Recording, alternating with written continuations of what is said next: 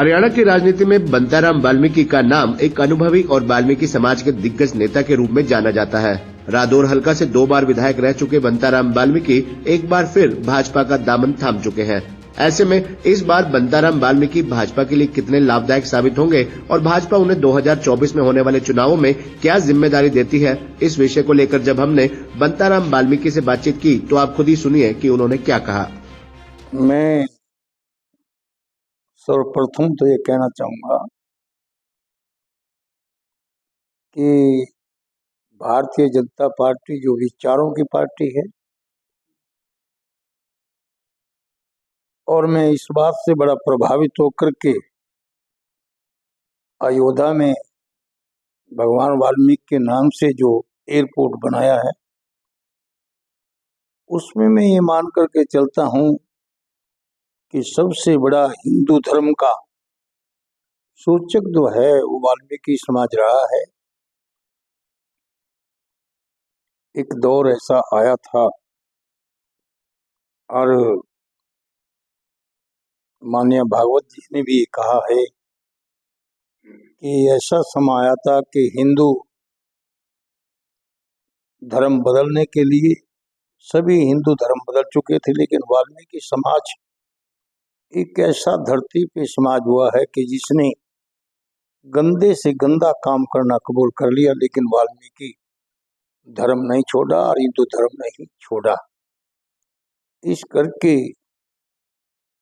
वाल्मीकि समाज जिस उससे जाना जाता है, भगवान वाल्मीकि जी का वंशज है।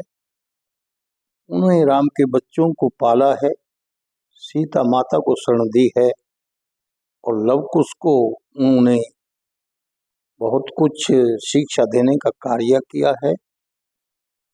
तो ये सारी बातों को मद्देनजर रख करके मैंने अपना राजनीतिक तौर पर भी ये समझा है कि अब अगर कोई कार्य हिंदुस्तान में समाज में कोई कर रही है तो भारतीय जनता पार्टी कर रही है और उनकी नीति नीयत को देखते हुए मैंने भारतीय जनता पार्टी को ज्वाइन किया है। चुनावी वर्ष लोकसभा चुनाव भी होने, ऐसे में आप भाजपा में शामिल हुए। प्रश्न कड़वा है लेकिन सीधा है कि बहुत से नेता कई दल बदल, आप भी कई राजनीतिक दलों में रहे हैं। ऐसे में भाजपा में ही आने की क्या वजह? मैं जहां पर व्यक्ति विशेष आदमी की लड़ेदारी होती थी और एक आदमी ही कार्य करता रहा है, क्षेत्रीय दल का मालिक रहा है, लेकिन मैं उस दल में भी रहा हूं जिसमें केवल 1 या 2 आदमी की चलती थी, बाप की चलती थी, पुत्र की चलती थी। लेकिन भारतीय जनता पार्टी को मैंने ऑब्जर्व किया है, रिसर्च किया है कि ये बहुत ही लोगों का दल है, विचारों का दल है। ये नहीं कहा जा सकता कि मैंने किसी एक आदमी से या मुख्यमंत्री से तालमेल करके अपना टिकट पक्का किया है।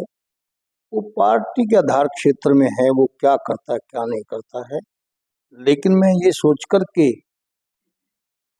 पार्टी में शामिल हुआ हूँ कि वो मेरे कद को देखते हुए, मेरी सोच को देखते हुए, मेरे समाज को देखते हुए जो फैसला करेंगे मुझे वो मंजूर है। अनुसूचित जाति वर्ग की बड़ी आबादी है, आप अनुसूचित जाति वर्ग का प्रतिनिधित्व करते हैं, इसके अलावा छत्तीस बिरादरी के नेता माने जाते हैं, तो किस तरीके से आगे वो भारतीय जनता पार्टी अनुसूचित जनजातियों के लिए जो कार्य कर रही है एक बहुत सराहनीय है। वो कोई अनुसूचित जनजाति में केवल 1 जाति या 2 जाति नहीं है, उसमें करीब करीब 65 और 70 जातियों के करीब है और उनके सबके प्रति भारतीय जनता पार्टी बहुत अच्छा काम कर रही है। ऑनलाइन कार्य हो रहे हैं, पारदर्शिता है, मेरिट के आधार पर नौकरियां मिल रही हैं और कहीं बीपीएल के अंतर्गत जो कार्य हैं गरीबों के, बहुत अच्छा सराहनीय कार्य कर रही है। ये कोई अंधाधुंध से जिस कदर जो एग्रीकल्चरिस्ट थे उनके बीपीएल बने हुए थे और जो बीपीएल का हकदार था वो वंचित रह जाता था, आज एक ऑनलाइन सिस्टम को देखते हुए एक एकदम से एक रामराज का एक यहाँ पर बोलबाला हो रहा है। ये सारी बातें अनुसूचित जनजातियों के लिए हो रही है, बेसहारा लोगों के लिए हो रही है। अब विधायक रह चुके हैं, सत्ता से भोग चुके हैं, अगर भाजपा एक बार फिर से विधानसभा सीट पर उतारने का फैसला लेती है तो किस सीट पर चुनाव लड़ना चाहिए?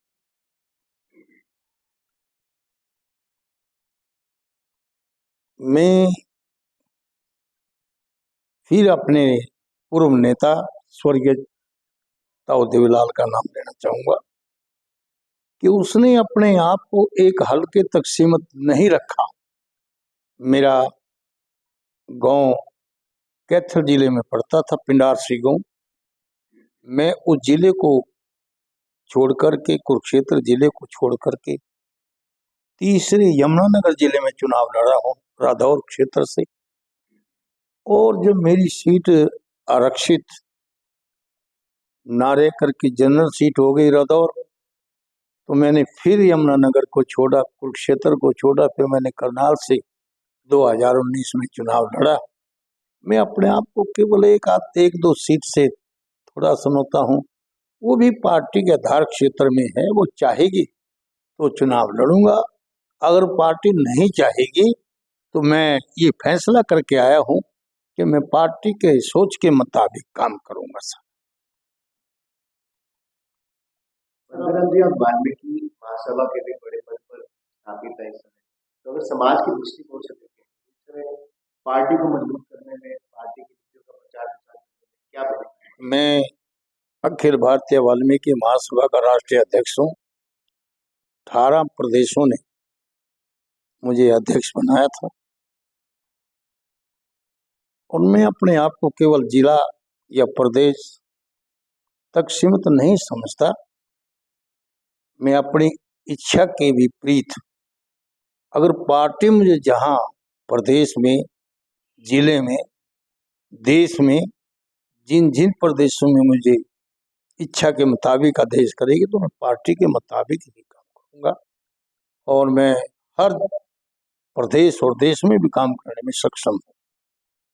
रामलला प्राण प्रतिष्ठा हो चुकी है, चुनाव सर पर है, ऐसे में लगता है कि इस कार्यक्रम का लोकसभा और विधानसभा चुनाव में असर कितना देखने को मिलेगा? हर आदमी के दिमाग पे ये चर्चा है कि Bharatiya Janata party absolute majority से पार्लियामेंट में आई, लगभग 400 सीटें लेकर।